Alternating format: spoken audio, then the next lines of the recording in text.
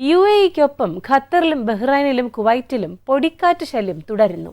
UAE-യിൽ ബുധനാഴ്ച പൊടിക്കാറ്റ് മൂലം yellow orange alert പ്രഖ്യാപിച്ചു. അതേസമയം പൊതുജനങ്ങൾ സുരക്ഷാ മുൻകരുതലുകൾ സ്വീകരിക്കണമെന്ന് വിവിധ മന്ത്രാലയങ്ങൾ ആവർത്തിച്ച് മുന്നറിയിപ്പ് നൽകുന്നു. ദുബായ് ബ്യൂറോയുടെ റിപ്പോർട്ട്.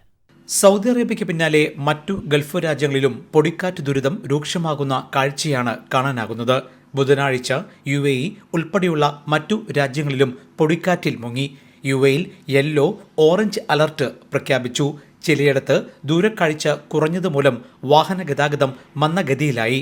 ഖത്തറിൽ ആഭ്യന്തര മന്ത്രാലയവും ആരോഗ്യ മന്ത്രാലയവും തൊഴിൽ മന്ത്രാലയവും പൊതുജനങ്ങൾക്ക് സുരക്ഷാ മുന്നറിയിപ്പ് നൽകി. ശ്വസന പ്രശ്നങ്ങൾ, അലർജി തുടങ്ങിയവ മൂലം പൊതുജനം ബുദ്ധിമുട്ടി. പൊടിക്കാറ്റ് മൂലം റോഡുകളിൽ ദൃശ്യപരത കുറഞ്ഞു. അതേസമയം അസാധാരണ കാലാവസ്ഥയിൽ ജാഗ്രത പാലിക്കാനും ആവശ്യമായ മുൻകരുതൽ നടപടികൾ സ്വീകരിക്കാനും തൊഴിൽ മന്ത്രാലയം ഖത്തറിൽ നിർദ്ദേശം നൽകി. ബഹ്റൈനിന്റെ വിവിധ ഭാഗങ്ങളിൽ ശക്തമായ പൊടിക്കാറ്റ് ആഞ്ഞുവീശി.